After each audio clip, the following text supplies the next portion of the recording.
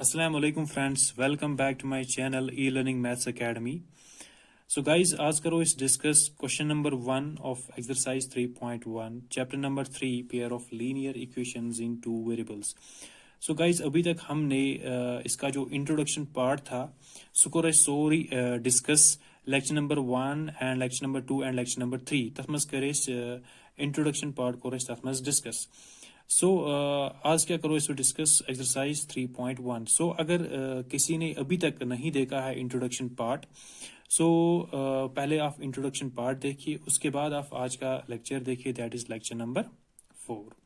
So we will start question number 1. Now question number 1 says Aftab tells his daughter, 7 years ago I was 7 times as old as you were then. Also 3 years from now, I shall be 3 times as old as you will be. Isn't this interesting? Represent this situation algebraically and graphically. So, as kyash karun kam, ashin solution karun find kya. Ashi khali tsanin ak equation ji tsannes yani algebraically. Beishes represent karun ye situation, is graphically karin represent. So, this is question number 1. This is age-related question.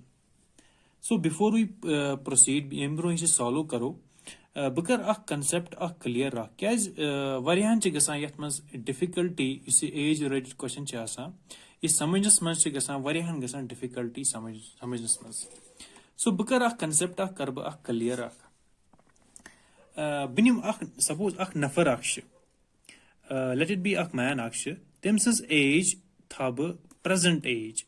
Agar is present age kath karo, Tems's present age thab 27. For example, 27 thab Tems's present age ka nafra aksh. So tham barabar x. Kya tham barabar x. Agar bu 1 Tems's age kya ase az bru dahvari. Yani Tems's age kya ase ago ya before 10 years.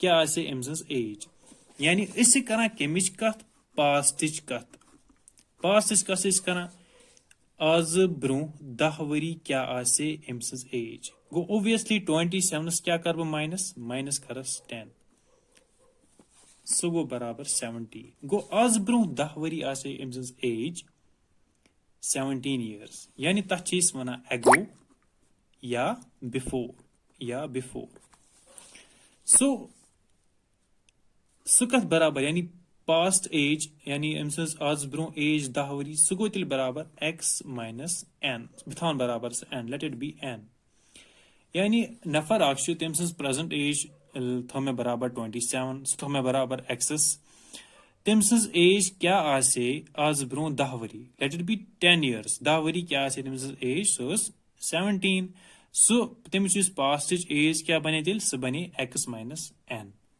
यानी इस पास as अत क्या one एगो या before इथे कन back अगर बह वन अम सज एज क्या नफर अमिस 27 एज अम सज एज क्या आफ्टर 10 years यानी तेल क्या गस एज सह गस प्लस 10 सह गस एड सह एज यानी तथ चीज वना आफ्टर या वनोस हेंस आफ्टर 10 years तम मतलब गो इस केमिच कथ करा फ्यूचरिच कथ क्या फ्यूचरिच कथ गो तम सज एज क्या क्या आज आफ्टर 10 years 37 27 plus 10 क्या गो 37 गो तेल इस फ्यूचरिच एज क्या तथ मज क्या गस ये एड सो बन तेल x plus बथा m x plus m थो सो अगर प्रेजेंट एज क्या अगर present age x past age क्या गस सह गस x minus n अगर present age x future age क्या गस सह गस x plus m सो यत क्या बेसिकली कंसेप्ट क्या यत में कंसेप्ट ये कर अगर इस पास्ट लेखा सह कित कन लेखा तो अगर फ्यूचर लेखा सह कित कन लेखा ये चीज में कंसेप्ट कर बे ब्या चीज अगर एगो क्वेश्चन मज दिम मतलब गो सह गो पास्ट एगो या बिफोर सह गो पास्ट इथे कन अगर आफ्टर लिखित या हेंस लिखित तम मतलब गो सह गो फ्यूचर की बात हो रही है ये चीज कर मैं क्लियर ना वो वातो इस क्वेश्चन पे क्वेश्चन क्या one Now question is wana, Aftab tells his daughter. Aftab she wana panni kori. 7 years ago, I was 7 times as old as you were then. Also, 3 years from now, I shall be 3 times as old as you will be. Go yet क्या इस condition जिसे समझ दित 7 years ago गो मतलब past की बात हो रही है past में गसा कत 7 years ago बेशे also 3 years from now मतलब तेल future में future की बात हो रही है now यत क्या सो यत छनस present age of Aftab and his daughter सुशनस दित की now इस कित कन करो नहीं question Ballia present age of Aftab से be his daughter Ballia it can let present age of Aftab Sushan इस पाई की बथावन से बराबर x ठीक है guys इथे कन इस present age of his daughter and present age of his daughter so thaun is barabar y present age of Aftab tho barabar is x and present age of his daughter so tho barabar is y now what is question spet first condition kya is Aftab tells his daughter 7 years ago I was 7 times as old as you were then Gwynneth kya god which 7 years ago kya as Aftab in age the be 7 years ago kya as you daughter se tem's age kya as now black it can 7 years 7 years ago 7 years ago kya is age of Aftab 7 years ago age of Aftab kya as सास मेथो एमसंस present age बराबर कत x तो 7 years ago क्या है सास x minus 7 इथे कन 7 years ago age of his daughter क्या है सास बराबर y minus 7 ठीक है guys now वो बात हो इस क्वेश्चन पे now question क्या है सुना 7 years ago I was 7 times as old as you were then.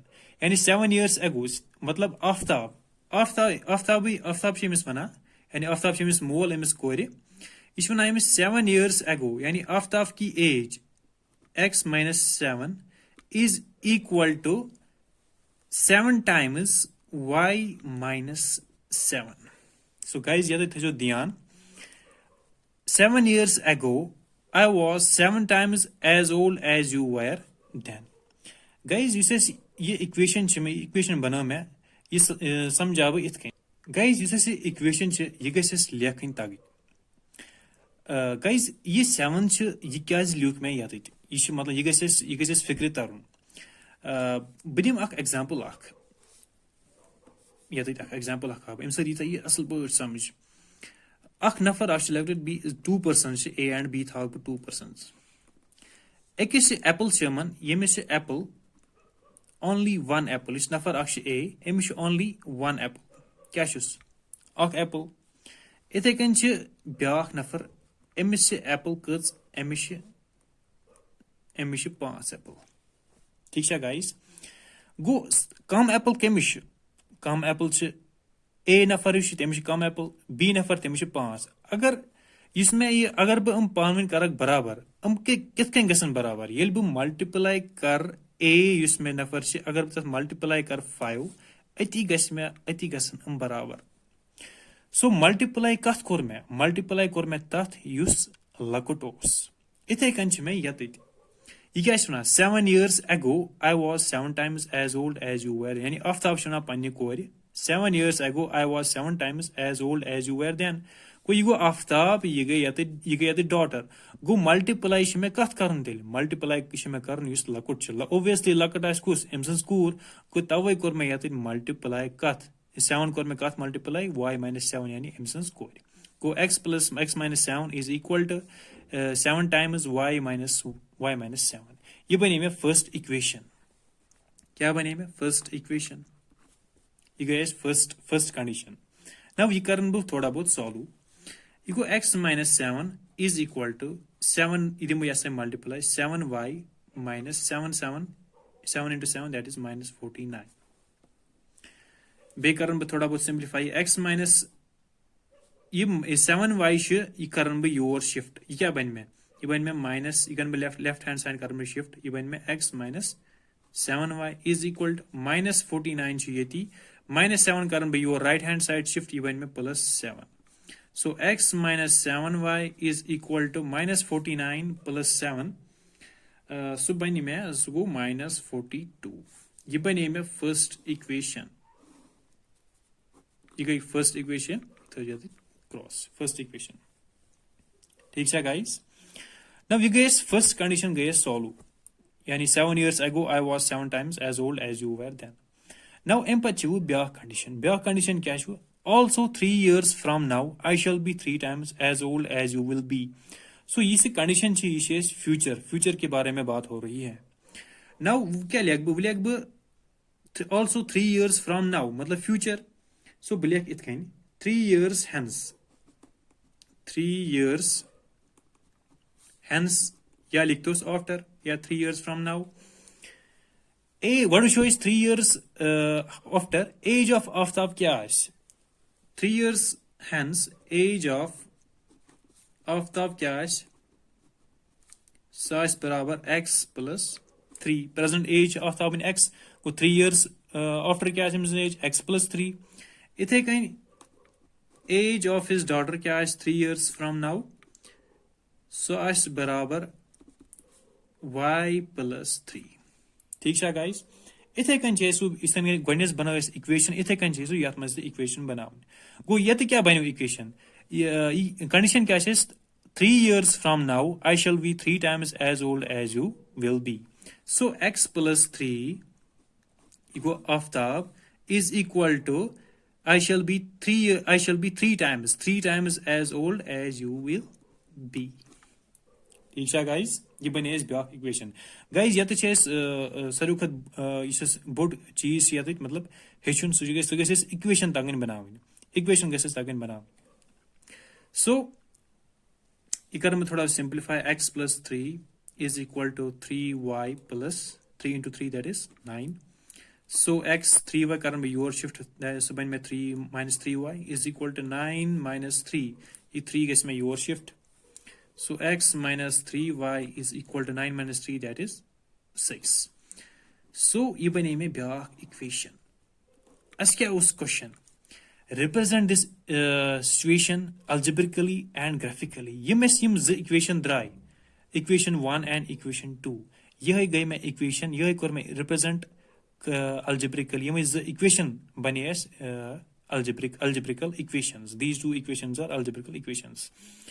So empathy is back चीज करूँ empathy is represent करूँ ये situation graphically करूँ show.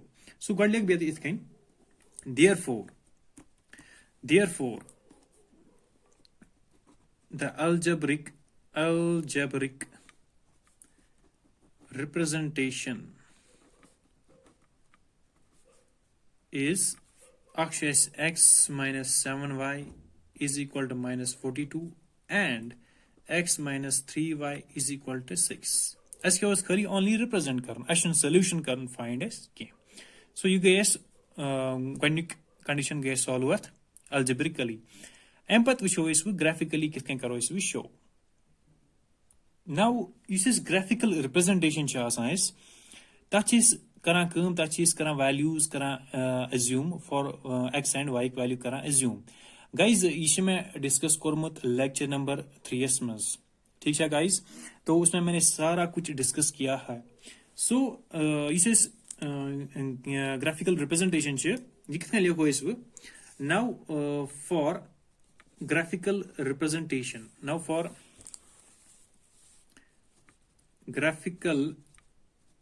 graphical representation let us assume values of x and y.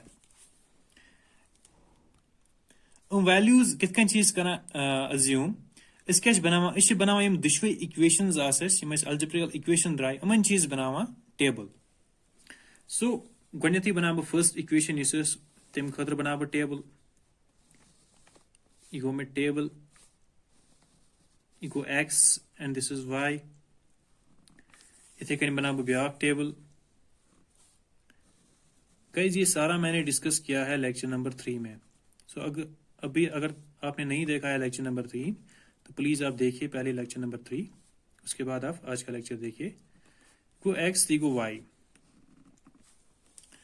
Now we get first equation क्या है that is x minus 7y is equal to minus 42 second equation क्या है x minus 3y is equal to 6 now अम पत क्या चीज करा वो values करा assume वैल्यूज में इतकन करन assume such that कि at least पे मैं ज वैल्यू करन assume पे बह त्रे कर बह 4 कर बट at least ज वैल्यूज में पे assume करन सो बह क्या कर बनी मे ज वैल्यूज now but वैल्यूज में भी इतकन करन assume such that मे गस फ्रैक्शन मज इन क्या फ्रैक्शन च गसान थोड़ा बहुत डिफिकल्ट प्लॉट करन ग्राफस मज ठीक है गाइस सो बह क्या कर वन निम first equation x minus 7y is equal to minus 42 बह निम एक्स वैल्यू 0 पुट एक्स 0 पे करो start put x is equal to 0 अगर बह x वैल्यू 0 y वैल्यू क्या नीर में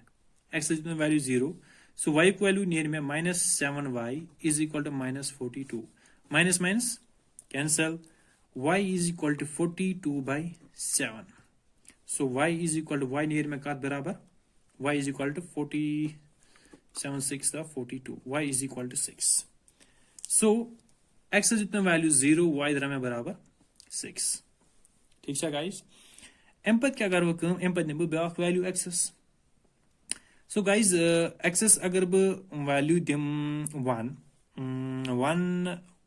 minus 7 y 1 गस में थोड़ा बहुत फिट वैल्यू है कि ये फ्रैक्शन मजी तेली वैल्यू सो बह क्या कर कम सारे खत इजी बनावन बह दिम x value -7 put x is equal to -7 ठीक है गाइस अगर बह x दिम वैल्यू -7 इक्वेशन क्या बन में -7 minus 7y is equal to minus 42 so minus 7y is equal to minus 42 plus 7 ठीक है guys plus 7 so minus 7y is equal to minus 42 plus 7 को सुबह में कोता that is 35 that is minus 35 so minus minus cancel y is equal to 35 divided by 7 that is 7 5 ones are 7 5s are 35 so y value near में 5 को x क्या जितना value आती -7 y value क्या में सुधरा में 5 ठीक है guys so this is for equation first एम पत वुचो इसु for equation second ता दिमो इसु values so इथे कन दिम value one 0 go x minus 3y is equal मैं को x value 0 so 0 minus 3y is equal to 6 minus 3y is equal to 6 y is equal to 6 by minus 3 3 1s are 3 2s are 6 that is minus 2 so y near में बराबर -2 and ब्याक value दिम value 3 with बिदिम x value 3 x दिम value 3 that is 3 minus 3y is equal to 6 minus 3y is equal to 3 gets your shift of 6 minus 3y is equal to 6 minus 3 so go 3 बराबर y is equal to 3 by minus 3 cancel that is -1 so y near में बराबर -1 ठीक है guys so guys मैं ज value दित में दुश्मनी equation so you go for equation first table then you go for equation second now एम पत क्या चीज करा एम पत चीज करा वो प्लॉट ग्राफस पे करा वैल्यूज दित एज्यूम कर प्लॉट करा ग्राफस पे सह कर बह तम खतर ग्राफ पेपर सह कर ग्राफस पे प्लॉट ना यह मे ग्राफ पेपर ग्राफ में बनाई इक्वेशन सो गोडनिच इक्वेशन क्या Gonic equation is x minus 7y is equal to minus 42. Temic values क्या है x is equal to 0 and y is equal to 6. Beak x is equal to minus 7 and y is equal to 5. Now God करो इस graph draw first equation. Now first equation gonic value क्या है 0 to 6 x is equal to 0. ये गई मैं x axis तो ये गई मैं y axis. ये गो मैं positive side x axis, ये गो negative side positive axis. And you go y axis the positive side, तो you go y axis you negative side. Now gonic value क्या है x is equal to 0. 0 में ये क्या centre पे के 0 sir ठीक. y is equal to 6. Go y is equal to 6 गो की याद 6 नश गो गonic point बन में की याद that is 0 and 6 gonic point बन में 6 नश. अम पे ब्याक value x is equal to -7. -7 गो ये क्या गो यह गसन योर नेगेटिव लाइन पे गसन x axis नेगेटिव लाइन पे गो -7 and y is equal to 5. 5 ये क्या. So guys ये बन में कि या तो गेस में प्लॉट या तो guess plot that is -7 and 5. ठीक है guys ये गो मैं गonic इक्वेशन गonic इक्वेशन अम कर में प्लॉट. अम पे कर बह ब्याक इक्वेशन तमिक वैल्यूज कर बह प्लॉट. दोम इक्वेशन क्या x minus 3y is equal to 6. अमिक वैल्यूज क्या गोड x is equal to 0 and y is equal to -2. x को ये 0 या y is equal to -2. -2 को या डाउनवर्ड्स y axis ये डाउनवर्ड्स यप. सो अमिक वैल्यू क्या बन में एक बन में कि ये गonic वैल्यू बन में ये क्या that is x is equal to 0 minus 2 एक क्या ठीक है guys. ब्याक वैल्यू क्या 3 x is equal to 3 and y is equal to -1. x में ये 3 ये क्या ये गो 3 y is equal to -1. सो ये वैल्यू बन में एक क्या बन में ब्याक 3 and -1. नाउ अम पे क्या करें वैल्यूज में करें ज्वाइन पॉइंट्स में करें ज्वाइन कर बह ज्वाइन. सो गाइज पॉइंट्स कर मे ज्वाइन इस गonic equation x minus 7y is equal to -40 तमिक पॉइंट्स गई ये कर मे यप ज्वाइन स्केल सत. एंड दोम इक्वेशन में x minus 3y is equal to 6 कर मे ये ज्वाइन. सो अस क्या गाइज गाइज ओनली रिप्रेजेंट कर सोल्यूशन कर फाइंड कह. सो गाइज ये गई अमिच representation of question number 1 exercise 3.1. And but karo isu next lecture response karo isu discuss question number 2. So guys thank you for watching e-learning maths academy.